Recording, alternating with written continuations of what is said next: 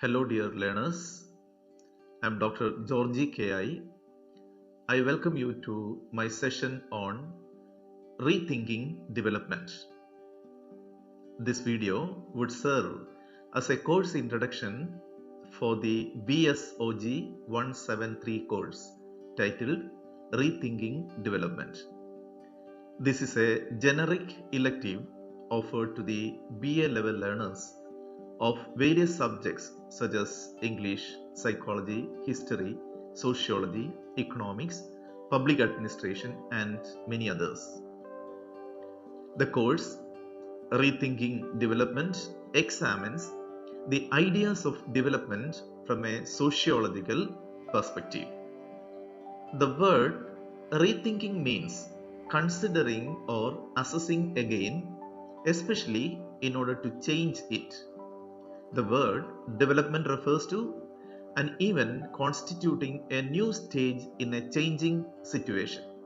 The course Rethinking Development invites students to explore issues relating to development, one of the key ideas, concepts, and animating forces of our societies and lives.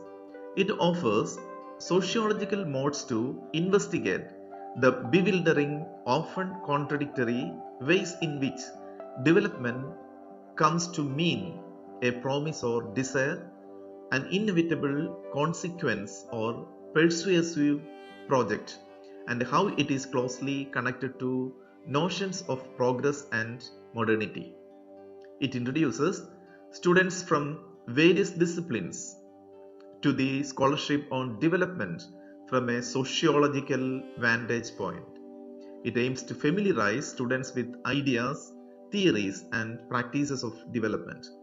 The course also acquaints them with the trajectory of development in post-colonial India.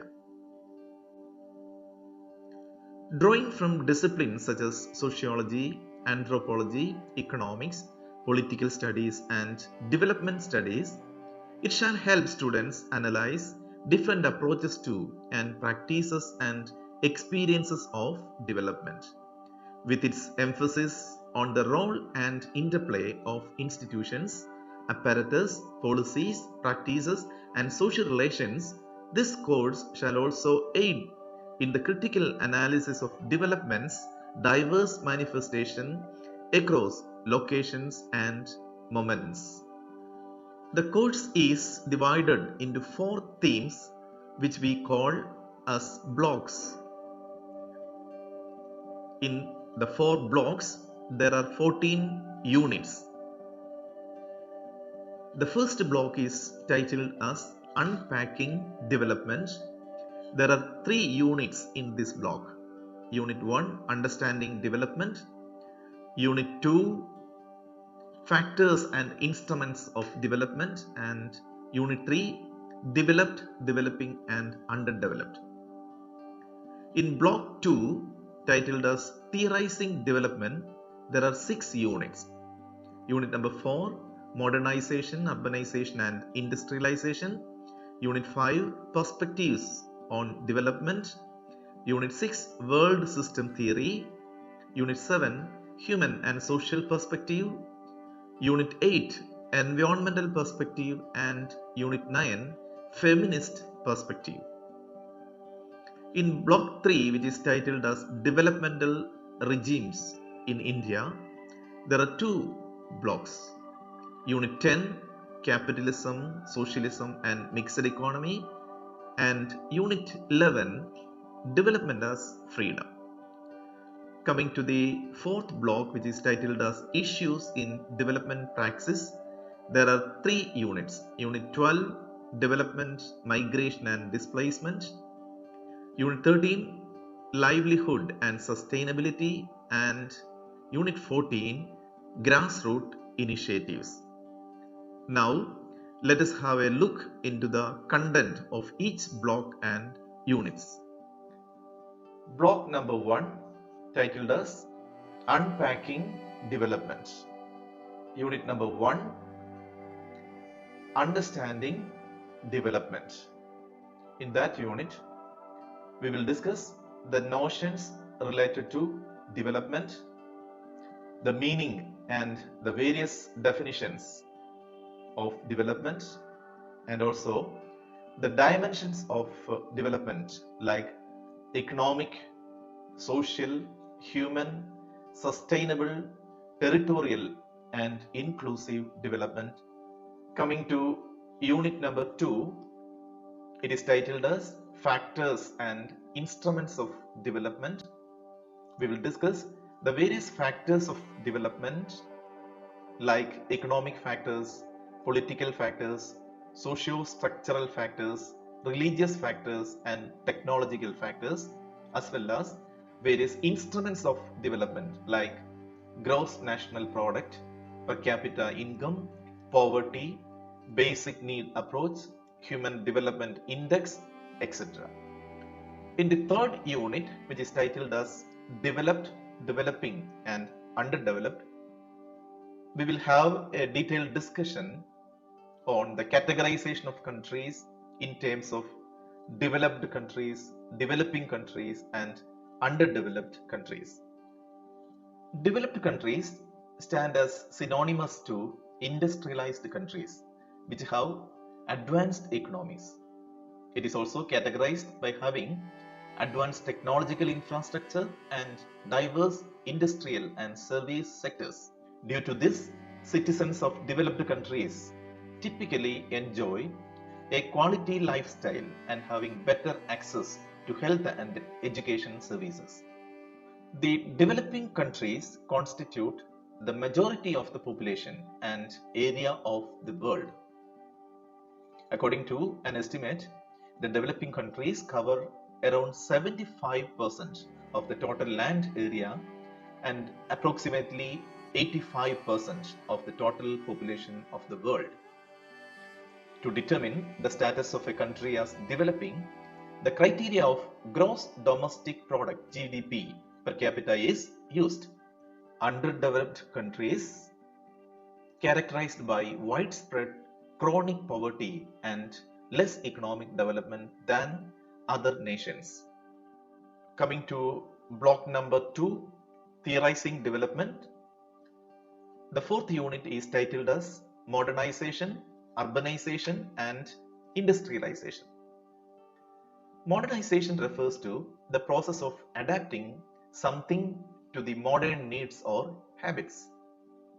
Industrialization refers to the development of industries in a country or region on a wide scale. Urbanization is the process of making an area more urban, and it is the process by which more and more people leave the countryside to live in cities. In unit number 5, we will discuss about the perspectives on development. Here, we will discuss modernization theory, the ideal typical index method, diffusionist approach, and the psychological approach. Then, the Marxist and neo-Marxist approaches, the dependency theory, and also the Wallerstein's world system theory. Along with that, the neo-liberal perspectives, the alternative development, human development, and also anti-development will be discussed in a detailed way in unit number 5. Coming to unit 6, which is titled as World System Theory. The world system theory was developed by an American sociologist, Immanuel Wallerstein, as a macro-sociological perspective that sought to explain the dynamics of the capitalist world economy as a total social system. The world systems theory proposes historically world as a single economic system in which some countries are dominant while others are exploited by them. In this unit, we will discuss the key concepts and definitions.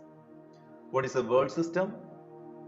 Core, periphery, and semi-periphery. A historical perspective on the capitalist world economy. The origin and development. Criticism and evaluation. Unit 7 is titled as Human and Social Perspective. In that, we will discuss human development. In the human development approach, the focus is on the person, and the economy is just one of the aspects that help people lead a healthy life, pursue education and jobs, and increase their well-being. The human development approach thus puts people first and focuses on their freedom and capability.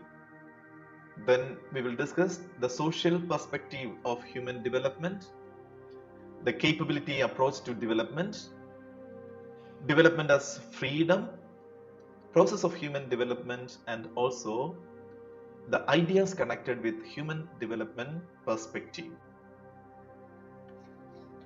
Coming to the next unit, unit number 8, which is titled as Environmental Perspective. In that, we will discuss about what is environment, the human-made environment, and the social environment. As we know, the environment is the surroundings or conditions in which a person, animal, or plant lives or operates. It is the sum total of biotic and abiotic aspects of life. The environment is a system that provides natural surroundings for the existence of organisms such as humans and animals, and which is a prerequisite for their further evolution. We discuss the relationship between the development and environment. What is the role of environment in the development process, how it is connected. Then the environmental perspectives, which include classical perspectives as well as sustainable development perspective. Unit number 9, titled as Feminist Perspective. In this unit, we will discuss the rise of WID, that is Women in Development, and the WAD, Women and Development approaches.